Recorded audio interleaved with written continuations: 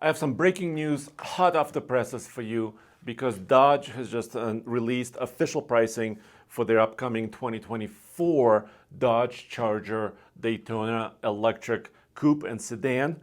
And so in this video, I'm going to tell you all the official pricing. This is not a leak, this is directly from Dodge.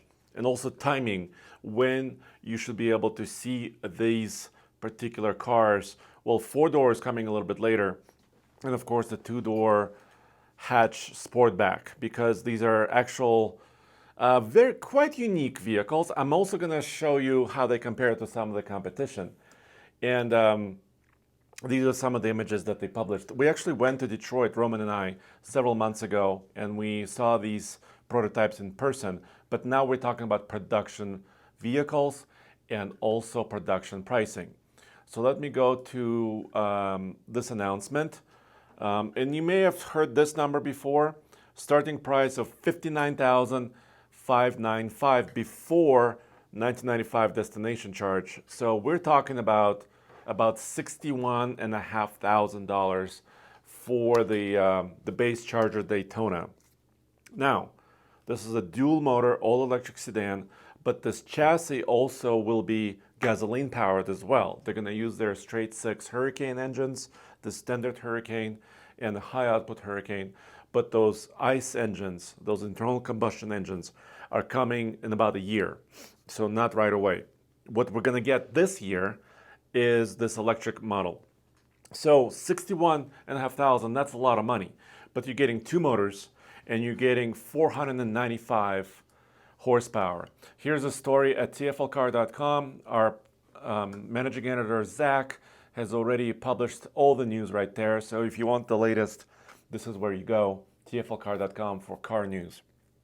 So now, here's some specs on this first model of the Dodge Charger. 496 horsepower, 404 pound-feet of torque, and here's some of the performance figures, 4.7 seconds 0 to 60. This is the battery size, and this is the range. So this is kind of what you can expect, quarter-mile times. So Dodge, being a performance brand from the past with the Hellcat V8 engines and really raucous cars, they're making the transition. Also, like you can see here, quite expensive, but you get actually a lot of features that performance enthusiasts would enjoy. I think this is pretty cool. So let me show you.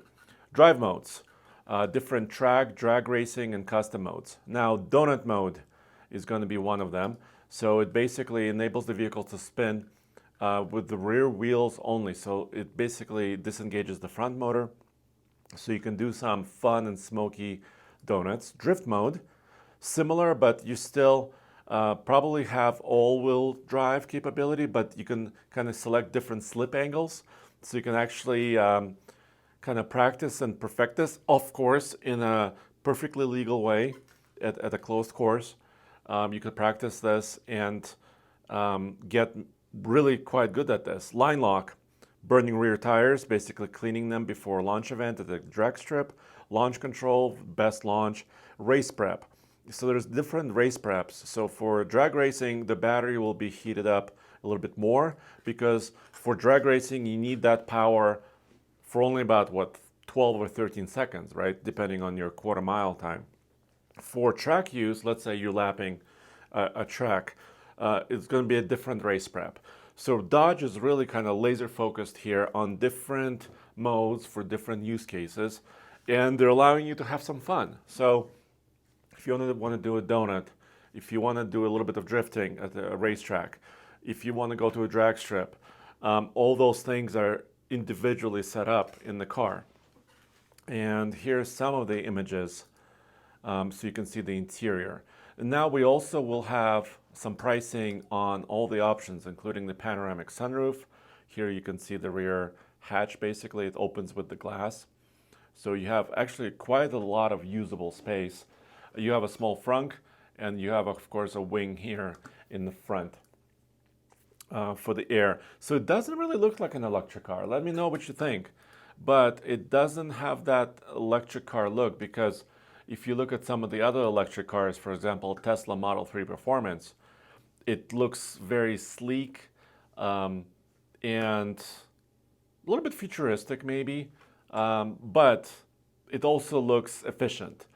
Dodge was able to add not just efficiency into their shape and aerodynamics, but also this kind of a little bit more traditional squared off look.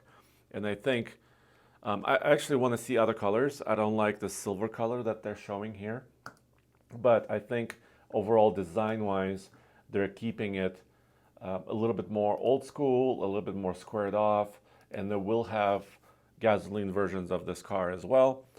Here down below you can see the Fredzonic exhaust. This car will make noises, basically to mimic some of the combustion noises you might hear from a combustion car, but it's in its own way. We heard the concept noise it makes.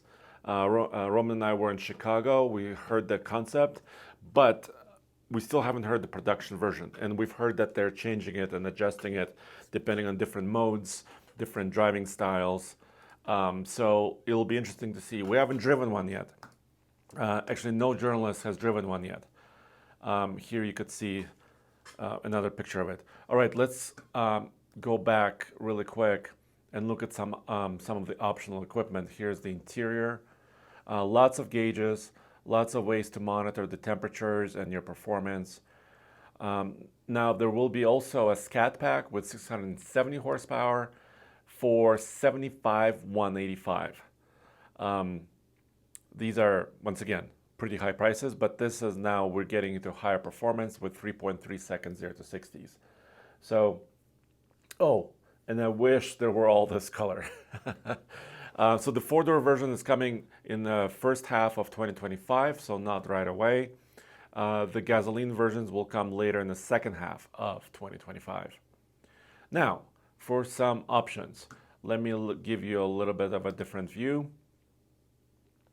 Plus Group, about $5,000, has a lot of different. So this is one package that gives you kind of a lot. Premium LED headlamps, frunk. Oh, frunk is optional. This is kind of interesting. I didn't expect that. I mean, they all need to have a frunk. Demonic red seat color is part of that.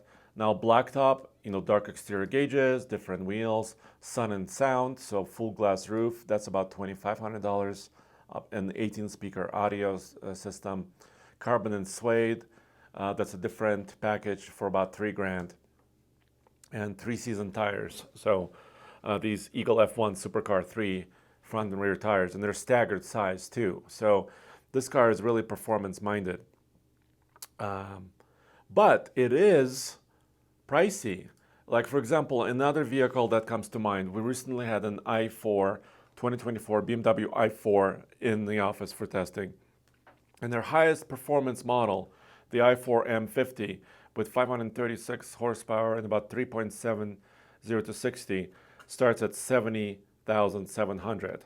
So it kind of splits the difference between the two-door 61.5 starting price and also the 75,000 Scat Pack starting price.